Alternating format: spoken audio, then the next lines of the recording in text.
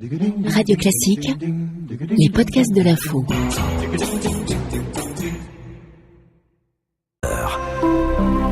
La matinale de Radio Classique avec Nicolas Pierron.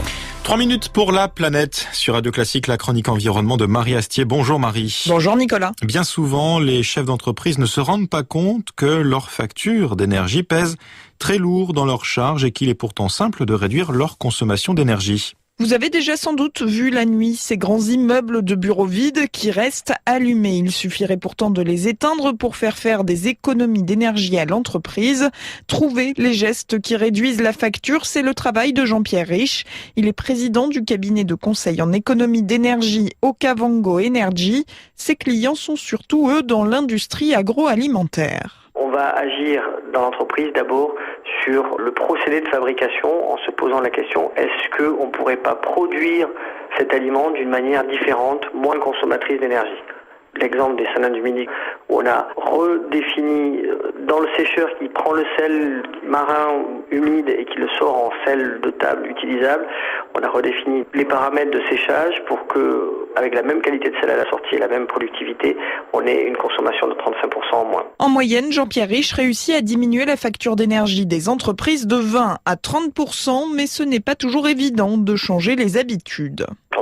À un industriel de diminuer de 10 degrés la température de blanchiment d'un épinard avant de le surgeler, il va nous expliquer que il n'a jamais fait comme ça, qu'ils ont toujours travaillé à une autre température, que ça peut pas marcher, et puis il va falloir s'asseoir, discuter, mettre autour de la table des gens de différents services pour se rendre compte qu'effectivement, on a bien toujours fait comme ça, mais on peut peut-être faire autrement, et ça dénaturera pas la qualité du produit. Pour surmonter les a priori avec l'ADEME, l'Agence de la maîtrise de l'énergie, Okavango est donc en train de lancer une formation.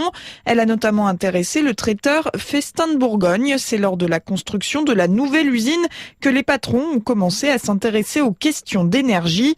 Guillaume Barberon est responsable du site et il participe à la formation. Je me suis dit, ils vont peut-être pouvoir m'apporter les outils qui m'ont peut-être fait défaut lors de la construction de l'usine et qui vont me permettre d'optimiser, d'améliorer ce nouveau site ainsi que d'en faire profiter l'ancien site. Donc vraiment, l'objectif, c'était de chercher des pistes de réflexion et puis aussi d'avoir des pistes sur les nouvelles solutions techniques et aussi de débroussailler un petit peu cette forêt très opaque qui sont l'aspect financier, les aides qui existent, qu'on a parfois du mal à comprendre. C'était un petit peu une de mes attentes. Enfin, la plupart des entreprises de l'agroalimentaire ne se posent encore aucune question sur leur consommation d'énergie. Cela représente près de 10 000 patrons de PME à former. Marie Astier, les économies d'énergie chez les entreprises. C'était 3 minutes sur